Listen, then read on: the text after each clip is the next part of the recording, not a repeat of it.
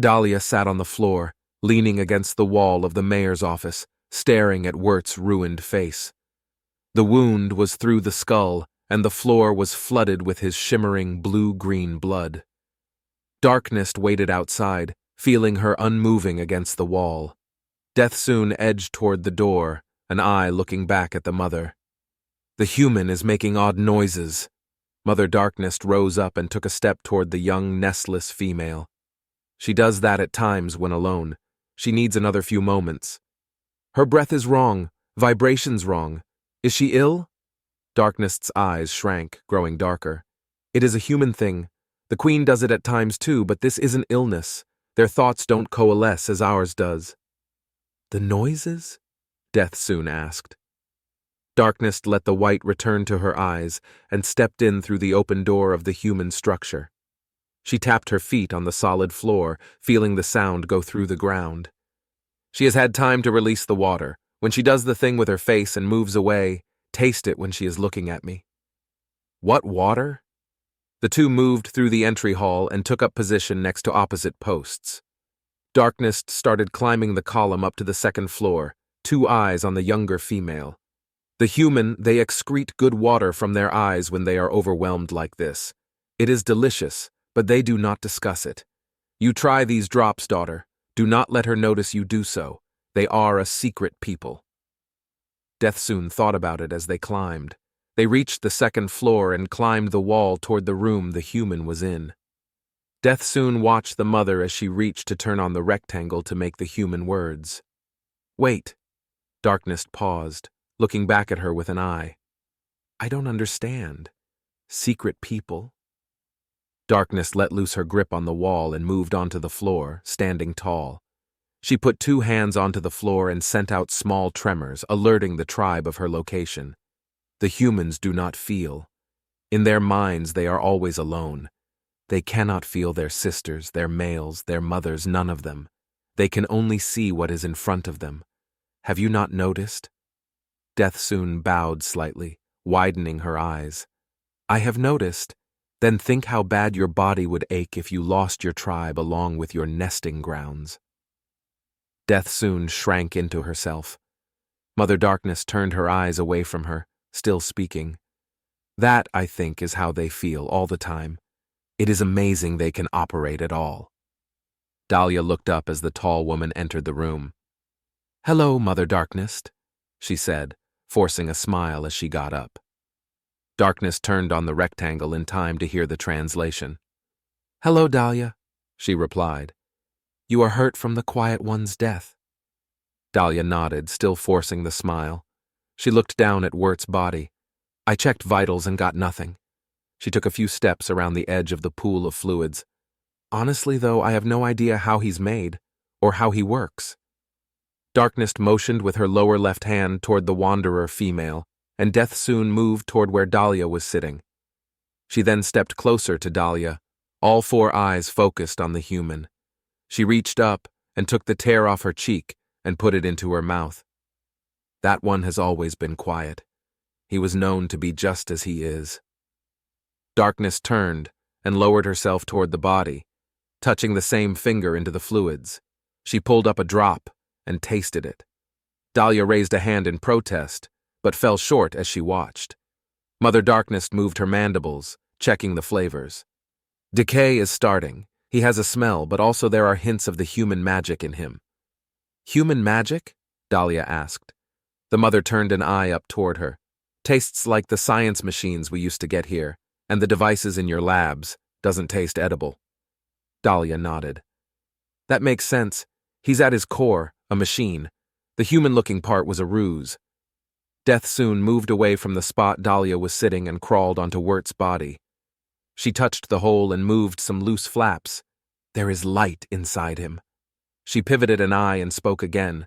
The translator made it so Dahlia could understand. Do humans have everlight in them? Darkness split her eyes between the two females. I do not know. Only Quiet Bite has tasted them. She focused all four eyes on Dahlia. Dahlia smiled more, her teeth showing. No, humans don't have lights in them. She took a step closer and touched his limp foot, pushing it slightly. He weighs a lot. I don't think I can move him. She looked up at Mother Darkness. You mind helping me? Help you with what? Gaim has a shop near the block. He might know how to help. You think the Jaim can heal the Quiet One? Dahlia nodded. I hope so. Darkness looked over at Deathsoon. The Wanderer daughter will carry him for us. Deathsoon bowed and put 2 arms under the stiff body, lifting it up. She squatted her legs, and with a sigh of effort, she raised up to a walking stance. She split her 4 eyes between them, speaking. Lead me to the healer. Dahlia nodded and quickly stepped out into the hall. Bubba woke up, red sunlight streaming in through the skylights of the rented room. He looked over and saw Alexandra posing in front of the full-body mirror. His moving caught her eye, and he smiled at her. Morning, beautiful. She smiled back, touching her stomach. You think I'm getting too fat? He laughed. Good fat. Baby needs it. She looked back at the mirror, moving her hands over her body. I remember something in a class saying alcohol could hurt babies. She looked back at him. I never paid attention. She quickly crossed the room and jumped in bed beside him, curling up in the spot under his chin. He moved his arm around her and kissed her forehead. No idea. I got out as quick as I could. We're going to be shit parents, aren't we? He kissed her forehead again. Most parents are. I'm thankful we get the chance to try. We could get rid of it. There's lots of people and we are banished. He kissed her a 3rd time and then moved her face up towards his. Kid could be king of the banished for all we know. I'm just thankful for it. She smiled again. You really want it? He nodded. I do, but you're the one that's going to get all the pain. Do you want it? She nodded back at him. I want to hold a baby. She looked back down toward her belly. I was worried I was getting too old. You snuck in my trunk, didn't you? She touched her hair. Only when you told me to. He kissed her again. I don't care. I should have told you I had that medical slate a while ago. I just didn't think about it. She looked back up at him. Yeah, I snuck in there. Alexandra, my Lexi, thank you for staying with me. You didn't have to. We're married, party of the deal. Yeah, Bubba replied. But there's no law here. You could live here in town if you wanted. Make your own money. There's nothing saying, really, that you gotta be with me. Do you want me to stay with you? He nodded. Then I'm saying I gotta be with you. She said, looking back down. He hugged her tighter and raised her chin up to give her a kiss on the lips. I love you. He looked at her for a moment. Really, I like you being around me. She squeezed him back. I like you being around too. The two held each other for a few moments before a knock came at the door. Hey, Bubba, Kurt asked through the door. Bubba quickly covered Alexandra's naked body, as well as his own privates, with the blanket. Open! He shouted, releasing the lock on the door. Kurt swung the door open and looked at him. I'm sorry to interrupt. Bubba smiled at him. Nah, man, you're good. What's up? Kurt grimaced, holding up a hand so not to look at their nudity. I went around town this morning with Jacobs. We talked to the business owners. Yeah? Well, Kurt continued, everyone thinks Thompson is a piece of shit. Alexandra laughed. Yeah, that's a fact. Bubba nodded. Yeah. Well, Kurt said, Michael had the idea, and we all thought it was a good one, given how well you've done out there on your own, just you two. Bubba squinted at him. Idea? Yeah. I mean, the other mutters, they're in town more than they are out there. You guys, the spiders, all you've done out there, you're thriving. Alexandra chuckled to herself. Kurt went on. Michael had the idea that you should be mayor. We've never really had a vote, and Scott was just appointed by the councilmen. I mean, they could send troops, which I thought they were doing. We all thought so. But they don't like him either. I say we try it. You know? Bubba laughed as he took it in. You want me mayor? Alexandra squeezed him. Mayor Bubba Gumfries. Kurt puffed up his cheeks, nodding while avoiding eye contact. Well, we all decided. You already kinda are. I'm the mayor? Yeah. Lizzie is organizing Main Street, getting the women decorating and everything. Going to have a potluck.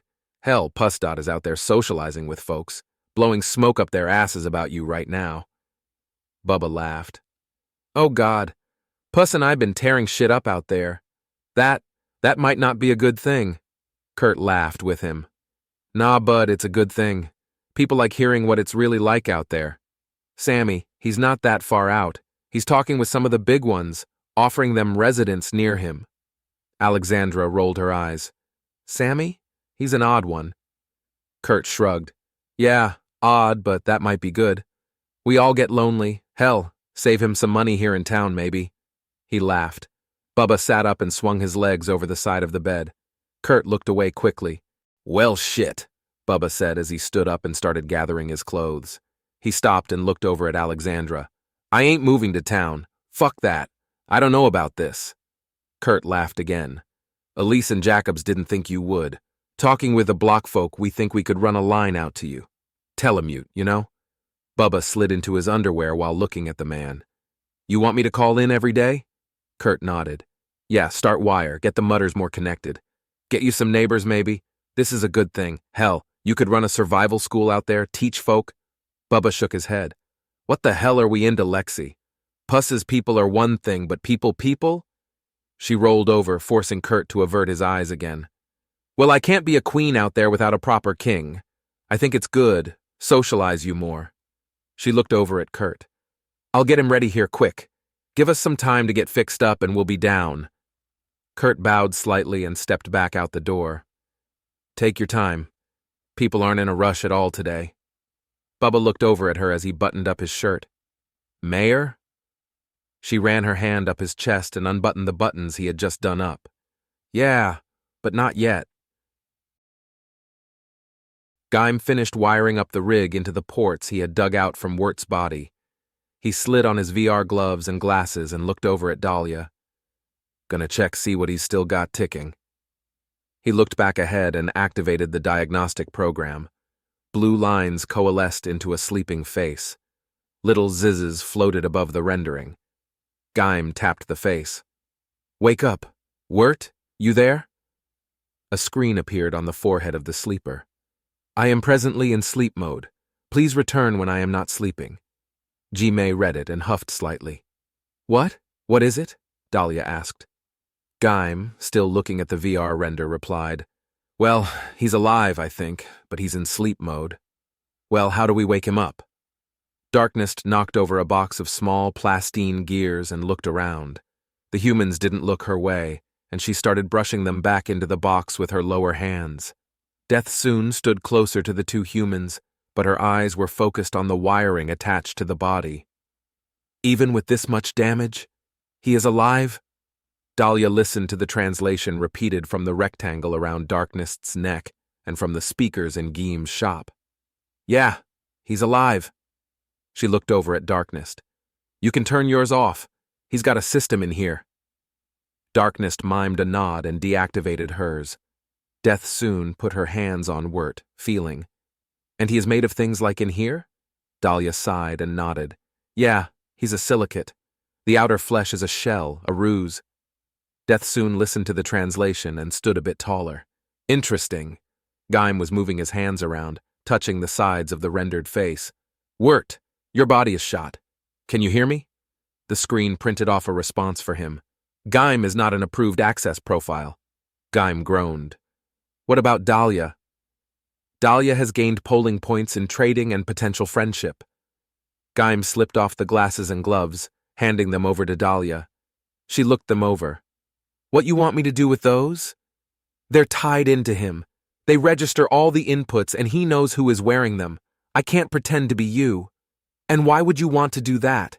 What did he say? Geim pushed them into her hands. You've got his respect. You may be able to do something. Dahlia looked them over and slipped them on. She stared at the blue face with the screen on the forehead. Hi, Wirt? Hello, Dahlia, the screen replied. You're reading my biofeedback? Yes. It printed before opening its eyes. How can I assist you? She paused, staring at him. Are you awake? Rudimentary protocols. Higher functions are still dormant. How can I assist you? You're injured? The face tilted, pondering. How injured are we talking? She shrugged. Like really injured? Can't you run a diagnostic or something? The blue head shook slowly. Access to bodily functions has been cut off. I am unsure as to this body's current state. Well, your face has been blown off. The face nodded, eyes widening. Severe brainstem trauma. That could explain the network blackout. You are sure of this? Dahlia lifted her glasses up. Geem? Can you give him a scan or something of his body? Geem looked around and pulled over a mechanical arm from the wall. Attached on the end was several optics and wiring. I'm hooking in my scopes. If you can hear me, Wirt, add on new hardware. Dahlia watched him run 2 wires into his chest cavity and slipped the glasses back on. She met the face's eyes. He's giving you access to an optic arm. Run your own scans. The face shut its eyes and blinked purple twice. Outside the simulation, Dahlia could hear the arm moving. The face opened up its eyes again and looked at her. You are correct. I am severely injured. Waking up higher functions now. The face shifted through the color spectrum and morphed into a green copy of Wirt's face. Dahlia. She smiled. Wirt, you're alive. She grimaced. Well, kind of. He blinked twice at her. Yes, I am, but I'm severely crippled. What do we do? Wirt thought for several nanoseconds. I pinged my production supplies. They are still registering in the vicinity. I figured the remnants would have taken the ship, did they not? They did, but the mayor claimed a lot of your stuff before they did. He put it in storage near the block. Wirt nodded. This is good. I have everything I need to make new spirits and housings. I can easily make one to slip myself into. She smiled. Gaim, he's good. We can get him to the crates and he can make a new body. Gaim laughed. Mayor Bubba's crates? Dahila looked toward him and then moved the glasses up to look at him. Mayor Bubba? Geem nodded. Yeah, last night before you brought this guy in. Town did a tally. We ousted that shitbag and voted for Bubba. She smiled wider. That's good. That's real good. Yeah, they're in his crates. We can go get the gear and start fixing you up, Wirt. Gaim tilted his head. Well, he's mayor now. So? She replied. So nobody here is too fond of Wirt here. I don't know how well they're going to take us rebuilding him, let alone the project he was going on about. He shook his head. And those soldiers, that was kind of messed up. She slipped the glasses back down. Yeah, Wirt. What did you do to them? Remnants. The green face of Wirt replied. I didn't do much to them. Just used their bodies. Yeah, you gotta give me more than that. Where'd you get them? You do that to them? Wirt shifted his face into a sphere, morphing into a cratered planet's surface. After the war here in the new systems, I looked for survivors. This planet I'm showing you was a caring AI with maternal instruction factility. Dahila's eyes grew wide. A cami? Was it dead? Wirt appeared above the planet's surface as the rendering zoomed in. Oh yes, she gave her life so as to give the appearance of defeat to the humans. The planetoid, her body, she made accessible for them to loot and learn. The humans, they found all the able bodies under her protection, but she kept many of the injured hidden away. He shifted through the maze like catacombs of the Kami's construction. I found several chambers here well hidden. Only another of our kind could have found them, barring extreme chance or complete fracturing. So, those soldiers, the remnants, they're not healed? The green head of Wirt shook back and forth. Far from it. Their minds were emotionally distraught and fractured from extreme deep sleep sessions and warring. Then how were you using them? Wirt smiled. It was actually quite beautiful what I came up with. He created an image of several of the soldiers.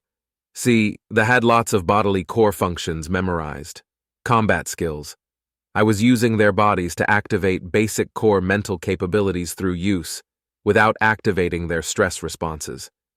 Being here, soldiering without real threat and their minds asleep, they were healing.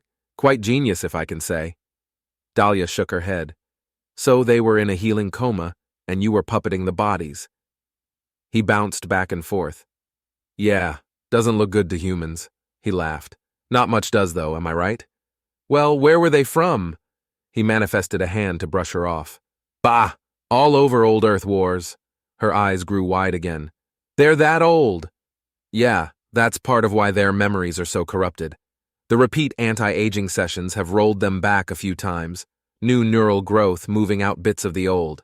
If they took off, they're going to have a hard time figuring where to go. She laughed. So, we just let loose a group of mentally traumatized soldiers out into the galaxy with no clue what they're doing. Wirt nodded. Yeah, human problem now, though. Well, what about the you problem? She said. I can ask Bubba, but he isn't too keen on you. None of them helped me with you. Wirt moved the optical arm around. The tall women, they helped you? Dahlia nodded. Yeah, they're kind of fascinated with you. Wirt smiled. Ask them. Bubba was walking up Main Street with his arm around Alexandra, shaking hands with people as they came up to him. Alexandra was looking around, noting the flowered streamers hanging across the street and tables of food out. She looked down at her shimmering queen dress, kicking the edges out to watch them sparkle in the sunlight. Bubba noticed Puzdot walking down the porch walk toward them. He raised a hand, waving. Good morning, buddy. Heard you've been telling our stories. Puzdot chittered. Yes. He pointed up at the orb floating beside him. It has been of much use. I thank you, he said, letting it translate. So, I guess I'm mayor now. Puzdot bowed slightly. Yes, I went with Michael. We talked to many in the stores. Several of the nests have arrived. He pointed up at the rooftops. Bubba looked around, noticing the numerous xenoarchs watching them. Oh, wow. Have they eaten? Puzdot nodded his body back and forth. I gave my currencies to the other males. We have bought many Iguan and Shetolf. They are well fed. Good. I guess all is well then. Puzdot pivoted an eye toward the street heading to the block. Mother Darkness wishes to talk to you. He looked at Alexandra. To her or me? You, Bubba Yaga. Bubba nodded slightly. Anything bad? Puzdot bowed again. She is at the shop with the machines. He pointed with his upper right hand. She wishes to retain her authority. He focused on Alexandra. If the Queen Mother would please remain here with me, I will get her food. Bubba looked at her and smiled. You good? Alexandra nodded and reached over, taking Puzdot's hand. Go talk to her. She looked down at the spider male. She is fed too, right? Puzdot bowed. Yes, I have just got back from there. My mother is taken care of. Alexandra looked back up at Bubba. I'll be fine. Bubba nodded at her and started walking down the street, waving at people as they made eye contact with him. The door pinged a series of lights and chirps from speakers in the wall as Bubba entered. He looked around before seeing Dahlia, Gaim, Death Soon, and Mother Darkness. Hi. He waved at them. Dahlia waved back. Darkness sat staring. He walked over to the tall woman and she rose up to greet him. Hello, Bubba Yaga, maid of Queen Alexandra. He looked at her and smiled. Hello, Mother Darkness, mother of my buddy Puss. He looked around and met Dahlia's eyes. How you doing? Dahlia looked over at Darkness, and Bubba matched her gaze. Darkness spoke, her rectangle doing the translating for her. The quiet one, Wirt, is injured. Bubba nodded. Yeah, shot dead. Not dead, she continued. Injured. Bubba's eyes widened. Oh, wow. He lives. Yes. She pivoted one of her eyes toward the back room. Your people, they do not like him. I am aware of this. Bubba looked over at Dahlia, shrugging slightly. That's true. He looked back at Darkness. What's up? Darkness rose taller, all four eyes focused on Bubba. My nest wishes to adopt him. Bubba blinked a few times. What? Dahlia and the Wirt have made promises. Favors have been granted and used. He is to be a male in my nest, and you are to assist us. Bubba laughed and then waved his hands. Okay, boom, done. Dahlia shook her head at him. Bubba noticed and looked back at the matriarch. Wait, what do you mean? What do you need from me? Darkness looked down at him, her eyes widening as she bowed slightly. His body is dead, but I have learned from Dahlia, his mind still exists. She says we can build him a new body, and he wants a body like ours. Bubba took a step back. What? He looked over at Dahlia. What do I have to do with any bullshit like that? Dahlia reached out and took Darkness's hand, stepping forward. You won the crates off Thompson. The gear Wirt needs is in there, so you kinda own the stuff we need. Bubba laughed. Oh, shit. He looked over at Gaim and Death Soon. I mean, well, other species have artificials. We never really warred with them, did we? Gaim shook his head. Other species, others' problems. Bubba pinched his chin, thinking, hell, this could be a good thing. He could help them out, civilize them some. Dahlia took another step forward. Gaim mentioned that the town is planning on running wire out to your place. Wirt could help a lot with that, you know. Help a lot with people here. Bubba smiled. Especially if nobody is looking at him odd. He laughed. Especially if they think he's dead. He took a step around one of the work tables. I mean, if he gets a new body, he doesn't need the old one, right? Gaim bounced his head back and forth. Probably not. I could get his core processing out, leave the rest intact. Bubba pointed at him. Exactly. Darkness could let the other Xenoarchs know, keep quiet about this bit, and we could have a funeral, bury this body, and no one would know him from any of the others out there. He could go live free. Dahlia smiled. You'd be okay with that? Bubba laughed. Fuck, I care. He's not gonna come hurt anyone here, is he? It ain't our fault he got shot in the face. He grimaced slightly. Well, kinda Gaim's and Scott's fault. Dahlia shook her head. Death, pain, vengeance. I don't think they hold on to that like we do. Bubba nodded. So he's not going to retaliate? This isn't going to start another AI war? Dahlia shook her head.